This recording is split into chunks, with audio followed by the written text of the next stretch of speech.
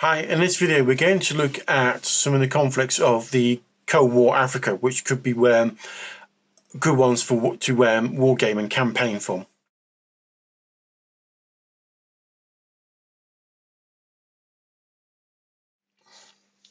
The period from 1945 to 1965 in Africa was marked by a series of significant conflicts driven by the decolonization process, the Cold War, and on top of that, internal power struggles. Now, these conflicts provide quite rich material for wargaming enthusiasts, offering quite diverse settings, varied combatants, and complex tactical scenarios. And in this video, we can look at some of the more intriguing conflicts from this period that are, in my opinion, ideal for wargaming. The Mau Uprising, which lasted from 1952 to 1960. Now, the Mau Uprising in Kenya was a revolt against British colonial rule. I think it was quite categorized by guerrilla warfare and a pretty brutal counterinsurgency measures. One of the reasons why it's interesting for wargaming is the guerrilla tactics. It emphasizes asymmetric warfare, with the Mau fighters using hit and run tactics against British forces. It also has both jungle and urban combat scenarios, which can include dense forest ambushes as well as sort of urbanized skirmishes. Now, the counter-insurgency operations, which were led by the British, added sort of complexity and depth to the gameplay as well.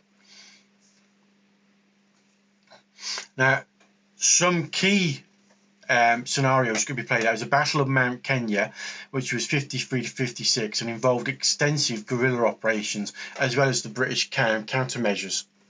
Another key battle was Operation Anvil, which was a large-scale British operation to root out Mau fighters from Nairobi, and it's pretty good for urban type of skirmishes. Now, the next one we're going to look at is the Algerian War of Independence, which was from 1954 to 62. Now, the Algerian War was quite a brutal conflict between French colonial forces and the Algerian nationalists who were seeking independence. One of the reasons why it's an interesting one for wargaming is because it has urban and rural combat, and it features pretty intense urban sort of battles and skirmishes like Algiers, and it had this rural and guerrilla warfare outside in the countryside. Now, there was a lot of political intrigue. The conflict's complex political backdrop adds that layer of strategic planning to it. And there are a diverse number of tactics where it combines conventional military operations with guerrilla tactics, and then as well on top of that is terrorism. Now, some of the key battles for this war was the Battle of Algiers, which was 56 to 57, and it pretty much focuses on urban guerrilla warfare and as well as counter-insurgency operations. Another one is the Battle of the Borders in 1958, and that was a large-scale French military operation against the FLN guerrillas. Now, our next conflict of interest is the Congo Crisis, which was 1960 to 65. And following its independence from Belgium, the Congo experienced a period of intense conflict involving secessionist movements, the UN intervention, and some Cold War dynamics. Now, this is quite an interesting one for wargamers because it has multinational forces, and it features various factions, including the Congolese government troops, secessionists, you've got UN peacekeepers on there, and then on top of that you've got mercenaries. Now, it does give us some pretty complex scenarios to play out. The Crisis's political military complexity adds that quite rich strategic gameplay to it. Now, there is quite a diverse terrain. It includes jungle, savanna, and urban environments. Now, some of the key scenarios, battles that could be played out is the Siege of Jadotville in 1961, which involves UN peacekeepers defending against Katangi's forces, which is great for siege scenarios. And there is also a film of that name about it. Then there's Operation Dragon Rouge in 64, which was a dramatic airborne rescue by Belgian paratroopers. Now, our next one we could get to play out is the Rhodesian Bush War, which was 64 right through to 79. Now, the Rhodesian Bush War, also known as the Second Chimurenga, was a guerrilla war between white minority government of Rhodesia and African nationalist groups. Now, one of the reasons why it's quite an interesting one to play out is the guerrilla warfare. It emphasises those hit and run tactics as well as the bush warfare. It also has cross-border operations, which involves operations in neighbouring countries, which add sort of that strategic depth, and also different terrain types as well. Now, there is some quite diverse combatants that fought there. You had the Rhodesian government forces, African nationalist guerrillas, and on top of that you had international mercenaries all operating within that war. Now, some of the key battles to possibly play out is Operation Dingo, which was in 1977 and was a large-scale Rhodesian assault on guerrilla bases in Mozambique, and it's pretty good for combined arms. And the next one was the Battle of Chimoio, I think that's how you pronounce it, which in 1977 features a significant Rhodesian raid on a Zanla camp, and it showcased airborne operations as well as guerrilla tactics. Now, the period from 1945 to 1965 in Africa is a treasure trove of conflicts and offered diverse and engaging scenarios for wargamers.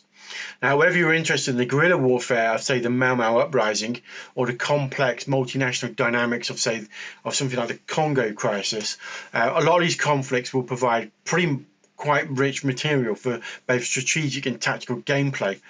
They also offer a depth and variety, but as well as a chance to explore significant events in the decolonization and Cold War areas of Africa. For a lot of wargamers, this period in Africa promises some pretty immersive and challenging experiences and ensures hours of captivating gameplay.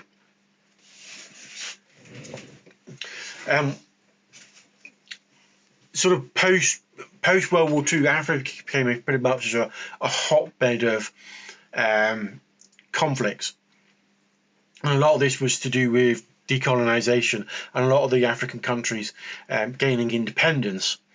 But then you had, during the Cold War, Soviet and American influences as well, and there were other smaller engagements that occurred due to the Cold War.